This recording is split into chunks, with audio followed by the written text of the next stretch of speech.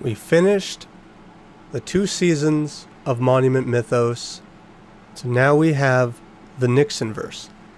I know I said I was going to watch the Corner Folk videos, and we will definitely watch those, but there's something about the Nixonverse that when you look at the thumbnails, it looks like it's going to be an intense series. So that is what we're going to step inside to today. Step away from Monument Mythos and step inside the Nixonverse. Welcome to it, everyone. My name is Swiftedge, and I hope you're ready for the journey.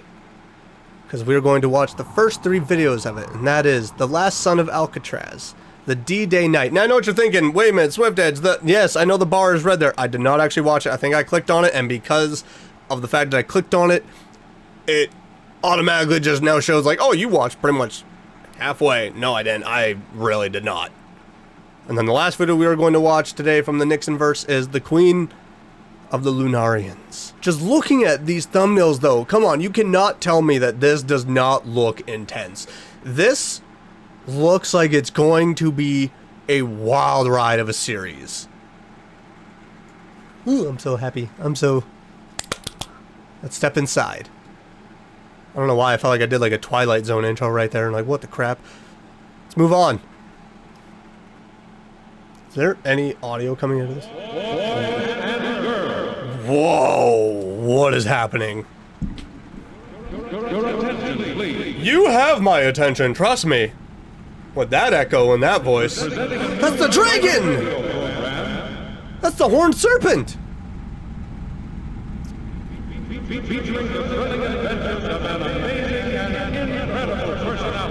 That's the horned serpent, isn't it? Amazing.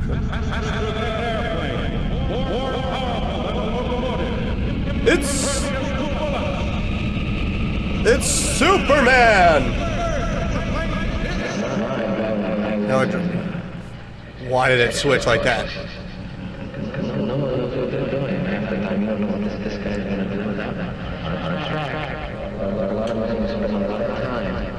Is this James Dean?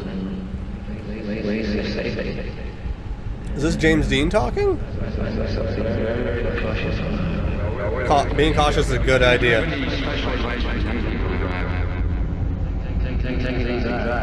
James Dean.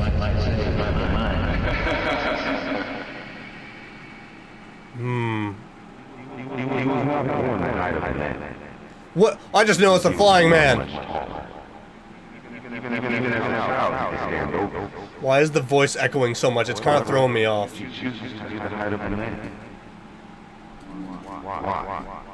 It's Superman.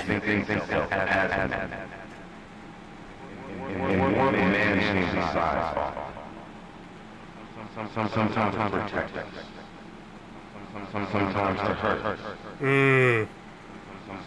Don't cause me any hurt, please. Oh, that's just not good.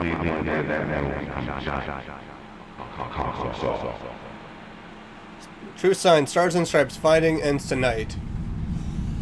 Well, let's hope this Superman-like figure doesn't take us all out. But I have a bad feeling.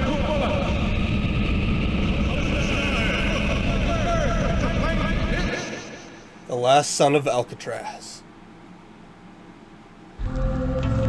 Directed by Alex Casanis.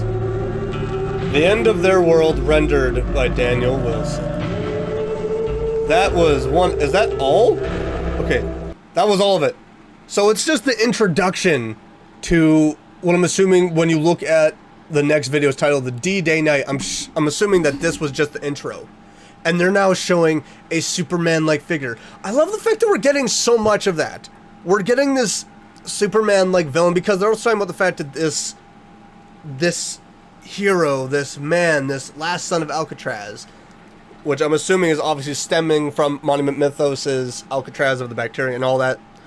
I'm assuming this is obviously a Superman-like character. And I love the fact that we're getting this villain arc for these Superman-like characters. We got it with Invincible, we got it with The Boys, and now we have it with Mr. Manticore. Oh, it's wonderful. Let's step inside the wonderful world of the Nixonverse and dive more into the D-Day night, though. Ooh, show me. Show me them historical pictures that have been fabricated and also altered by Mr. Manticore. This looks like a war zone. Above, the D-Day night is sent back by a powerful explosion. So he can be kind of hurt then? To some degree. Or it's just the impact is what's hitting him back. It's such a blurred image though. The D-Day knight loses his helmet. He's wearing a helmet? It's so blurred that I'm not even entirely sure of what I'm looking at. Is that his hand stretched out wide? The horned serpent lives. Free will on D-Day. Alice Avenue for the world nightly. Okay. June 6th, 1944. You go ahead. Units landed on Omaha Beach, unaware D-Day. of the massacre that was about to occur. As those men waded into the water, they could not have known that their chances of survival that day were 1 in 4. Those men were outnumbered by hundreds of thousands of bullets. According to determinism, these men had no free will. The 10 million men who were drafted for World War II had no free will, and the men that day who landed in the water had nowhere to go but forward. Then there's D-Day night. These men led them all to a moment of almost certain death. It's just floating in the sky. The night. We know little about him, but what we do know is that he is not of this world. Though everyone's atoms are following a defined course in our universe, the night's atoms are not. His world is gone, and when you have no world left, then what course is there to follow? The night is the only one in our existence with true free will. Only he has the ability to change lives. Determinism states that the American men sailing toward Omaha Beach were meant to die that day. The night arrived in shining armor and rerouted those lives. The night deflected bullets, destroyed anti-aircraft guns, and lifted men out of harm's way. Before you could have shouted, "It's a bird! It's a plane!" The night had saved hundreds of lives whose fates were previously set. The night could have acted selfishly, watched as we lived our lives, but he chose not to. The one man with free will chose to save those who were not meant to survive. How do you know they weren't meant to survive, though? Death is no longer a deterministic guarantee. At any time, at any place, the night can save us. But he can also take your life away, though. That's the scary part. That's where you kind of understand where Lex Luthor is coming from when you don't actually know who they are. So are we saying that the Horned Serpent is actually the Knight? Or is he the only survivor from the explosion of that universe? And he's now catapulted into another one. It's a big question I have right there. Is that supposed to be his helmet? That's a creepy helmet. If that's his face, that's a creepy face. I don't think it's his face.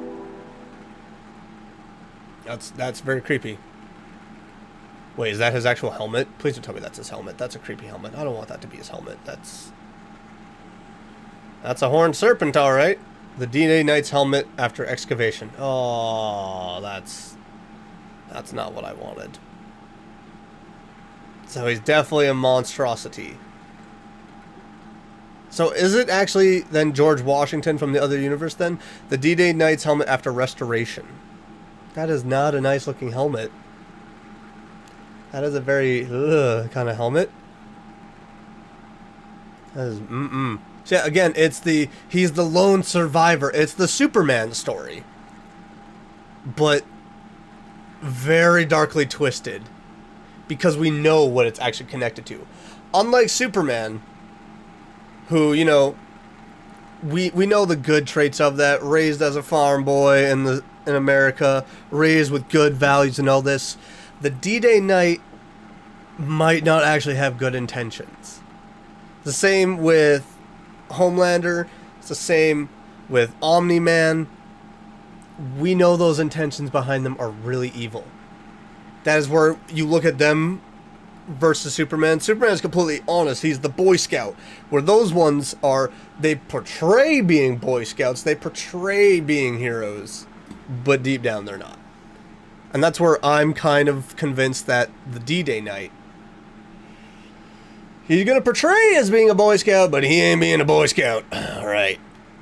Now we're going to finish up with the Queen of the Lunarians. If I'm wrong, though, feel free to correct me. I'm always welcome to everyone correcting me in the comments of Mr. Manticore's videos that I react to, because I love knowing the actual truth. I love being a part of the knowledge from those of you who have probably watched these videos over and over again. You've written down probably every detail and you go, no, this is actually connected. You've probably all gotten a lot more insight into it than what I'm getting, because I feel like I'm just scratching the surface with what I'm seeing. But I feel like a lot of you that have probably watched these videos have paid so much attention to it while watching it. And you've probably, again, watched it over and over again. So I love it when people correct me. And it, again, makes me want to watch these videos over and over again so I can actually be like, oh, now I see what you're all meaning. Just so I also fill in the gaps, too. But again, we're going to finish off with the Queen of the Lunarians. Oh, this is... No, I don't like that sound. I don't like it. I'm tapping out on that one. Why? Why? Landing area. Okay, that's loud. That is loud in my ear. I am not a fan of that one. Grandma tried to burn these. Is it a... So we have figures that are living on the moon. We have a superhero. What else are we going to get into this universe? What else is going to make an appearance? Grandma tried to burn these because... Is it because of this? Is it because of this right here? Because there's a figure? Because there's someone living on the moon?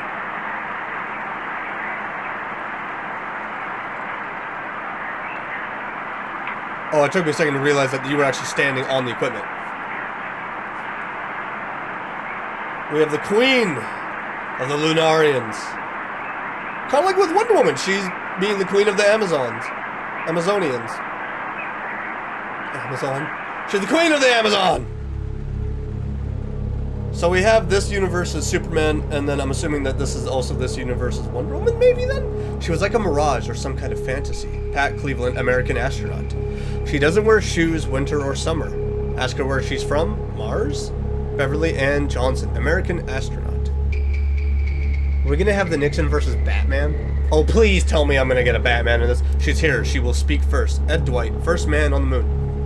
Hold on a minute. These are not the names I know for the first astronauts on the moon.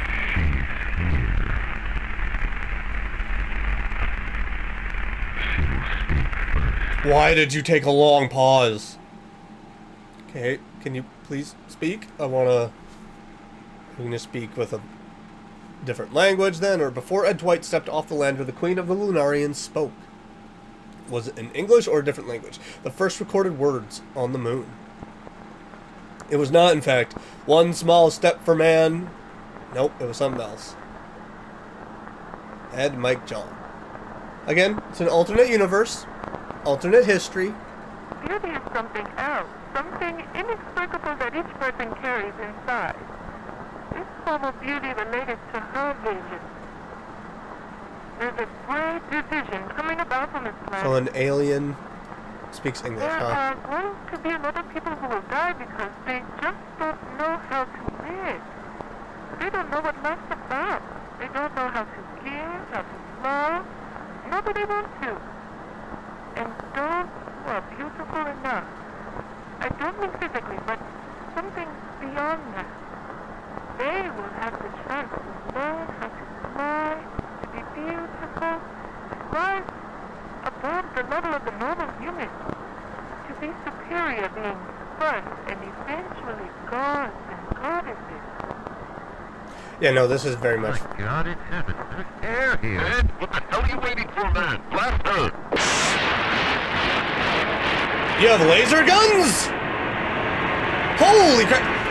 Is that a Harry Potter one? Oh my god, she's a wizard! Yo, John got disintegrated. She went, nah, bippity boppity boo. I don't give a freak about you! Cause of death. Approximate interval between onset and death. Approximate... He didn't even land it last a second. Eviction from reality? Hold on, eviction from reality? She literally went, you don't belong here. Lunarian encounter. Is she the only one then, or are there more? Because that could start a war. And I'm sorry, if the Lunarians have that kind of weapons, we are so screwed. Literally had a laser gun. That did nothing, and she just went, boop. At that point, stay on Earth. This is where, again, I think it was someone had said that if aliens were in fact real and visited Earth, it would not end well. It would end kind of like when the Pilgrims landed, and it just didn't go well. It would essentially mean our technology would be so outdated compared to theirs. Case in point here, we would be in mass panic, first of all, as well. We would not be able to unite as one. Third of all, I'm pretty sure people would just be like, you know, I'm done. I'm staying in my basement. I'm not doing this anymore. Holy crap. The Nixonverse is filled with just some incredible things. We got superheroes, we got aliens right off the bat. We're only 3 episodes in! Holy fudge! This is gonna be great. This is gonna be a great series. I cannot wait to watch more. Links in the description below if you want to go and check out Mr. Manticore's channel. Once again, I will watch the Corner Folk videos. I think I found only 2 of them, maybe? I think. There's the Corner Folk, which is, I think, Mr. Manticore's first video, and then Corner Girl? If there's any others, please let me know. I would definitely love to go and see more. But if you enjoyed this, make sure to smash that like button. Leave a comment down below and let me know what you thought about these. And again, please correct me and give me more insight, because I love learning. I will definitely be trying to rewatch a lot more of the Monument Mythos videos again, just in my free time, so I can get more knowledge and everything. If there's any other videos you'd like to see me react to, future series and everything, I got a lot already, but I would love to have more. A lot of, whether they're funny videos, creepy videos, just anything that you think would be fun to see me react to. Leave suggestions down below, take them all into consideration. And if you're new around here and you've been enjoying what you're seeing, why not click that subscribe button and click that bell so you get notified of my next video. I will see you on the next one, though. Keep an eye on the moon. Keep an eye on the sky. You don't know what's coming. Okay, bye!